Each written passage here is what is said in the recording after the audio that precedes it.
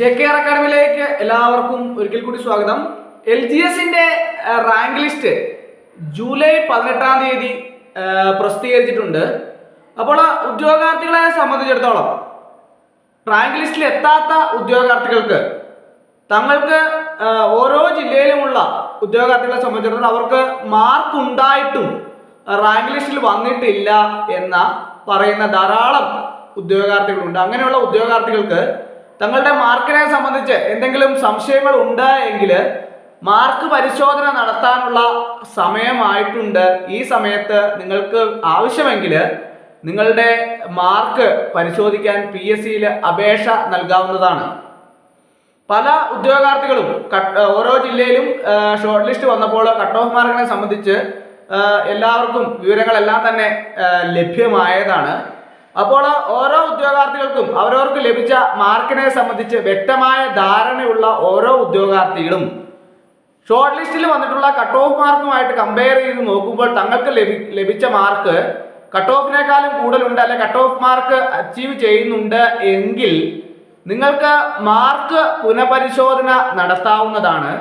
അങ്ങനെ മാർക്ക് പുനഃപരിശോധന നടത്തിയതിൻ്റെ അടിസ്ഥാനത്തിൽ നിങ്ങൾക്ക് കട്ട് ഓഫ് മാർക്കിനേക്കാൾ കൂടുതൽ മാർക്കുണ്ട് എങ്കിൽ നിങ്ങളെ കൂട്ടിച്ചേർക്കൽ വിജ്ഞാന പ്രകാരം ലിസ്റ്റിൽ ഉൾപ്പെടുത്തുന്നതാണ്.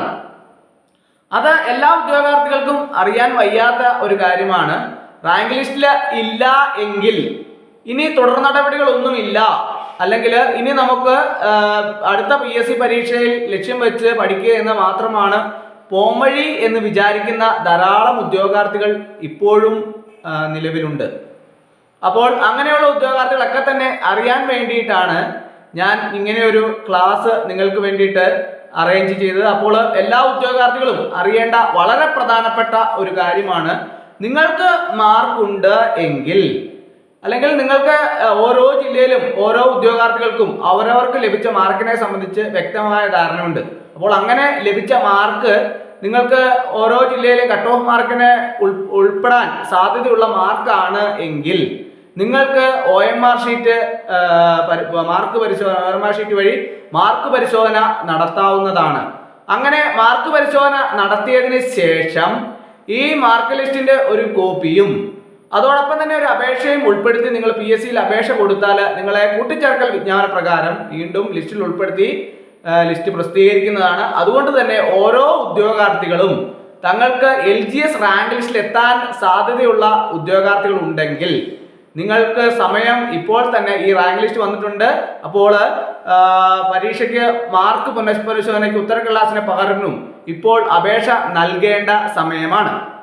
അപ്പോൾ മാർക്ക് പുനഃപരിശോധനയ്ക്ക് 85 രൂപയും ഉത്തരക്കടലാസ് പകർപ്പിന് 335 രൂപയുമാണ് ഫീസ്. ഞാൻ കൃത്യമായിട്ട് ഫീസ് നോക്കി വെച്ചിട്ടുണ്ട്. അപ്പോൾ ഓരോ ഉദ്യോഗാർത്ഥികളും ചോദിക്കും, സാറേ എത്രയാണ് ഇതിന്റെ ഫീസ്, അല്ലെങ്കിൽ എങ്ങനെയാണ് ഇത് ചെയ്യേണ്ടതെന്നൊക്കെ. ഓൺലൈനായിട്ട് പണമടച്ച് പ്രൊഫൈലിലൂടെയാണ് അപേക്ഷിക്കേണ്ടത്. പ്രത്യേകം ശ്രദ്ധിക്കണം. എങ്ങനെയാണ്? മാർക്ക് പുനഃപരിശോധനയ്ക്ക് 85 രൂപയും ഉത്തരക്കടലാസ് പകർപ്പിന് 335 രൂപയുമാണ് ഫീസ്. അതിനെന്താണ് നിങ്ങൾ ചെയ്യേണ്ടത്? ഓൺലൈനായി പണമടച്ച് പ്രൊഫൈലിലൂടെ അപേക്ഷിക്കേണ്ടത് കേട്ടോ, പ്രത്യേകം ശ്രദ്ധിക്കണം. അതുപോലെ തന്നെ ഓഗസ്റ്റ് 1 അപേക്ഷ നൽകണം. അപ്പോൾ LGSന്റെ റാങ്ക് ലിസ്റ്റിൽ എത്താൻ പറ്റാത്ത ഉദ്യോഗാർത്ഥികൾ, അതായത് മാർക്ക് ഉണ്ടായിട്ടും അല്ലെങ്കിൽ എന്തെങ്കിലും സംശയങ്ങൾ ഉണ്ടായിട്ടും നിങ്ങൾക്ക് മാർക്ക് വന്നപ്പോൾ, നിങ്ങൾ പരീക്ഷയ്ക്ക് എഴുതിയപ്പോൾ നിങ്ങൾക്ക് നല്ല മാർക്ക് ഉണ്ടായിരുന്നു, അങ്ങനെ ഏതെങ്കിലും രീതിയിൽ സംശയങ്ങൾ ഉള്ള ഉദ്യോഗാർത്ഥികൾ ഉണ്ട് എങ്കിൽ നിങ്ങൾക്ക് മാർക്ക് പുനഃപരിശോധനയ്ക്കുള്ള അപേക്ഷ സമർപ്പിക്കാനുള്ള സമയമാണ്. ഓഗസ്റ്റ് 1 മുമ്പായിട്ട് തന്നെ മാർക്ക് പുനഃപരിശോധനയ്ക്ക് വേണ്ടിയിട്ട് അപേക്ഷ സമർപ്പിക്കേണ്ടതാണ്. അങ്ങനെ അപേക്ഷ സമർപ്പിക്കുമ്പോൾ നിങ്ങൾക്ക് മാർക്ക് ഉണ്ടോ ഇല്ലയോ എന്നതിനെക്കുറിച്ച് വ്യക്തമായിട്ട് മനസ്സിലാക്കാൻ സാധിക്കും. അങ്ങനെ ഉണ്ട് എങ്കിൽ, നിങ്ങൾക്ക് മാർക്ക് ഉണ്ട് അല്ലെങ്കിൽ മാർക്ക് ഉണ്ടായിട്ടും നിങ്ങൾ ലിസ്റ്റിൽ ഇല്ല എങ്കിൽ നിങ്ങൾക്ക് പരാതി സമർപ്പിക്കാവുന്നതാണ്. അങ്ങനെ പരാതി സമർപ്പിക്കുമ്പോൾ നിങ്ങളെ കൂട്ടിച്ചേർക്കൽ വിജ്ഞാന പ്രകാരം ലിസ്റ്റിൽ ഉൾപ്പെടുത്തുന്നതാണ്. അപ്പോൾ ഓരോ ഉദ്യോഗാർത്ഥിയും പ്രത്യേകം അറിഞ്ഞിരിക്കേണ്ട ഒരു കാര്യമാണ്.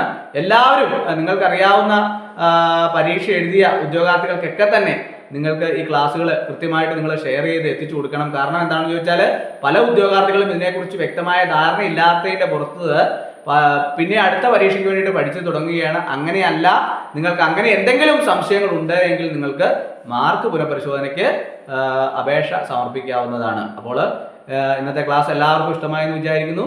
ഒരിക്കൽ കൂടി എന്നോർന്ന് നിർത്തട്ടെ. നന്ദി, നമസ്കാരം.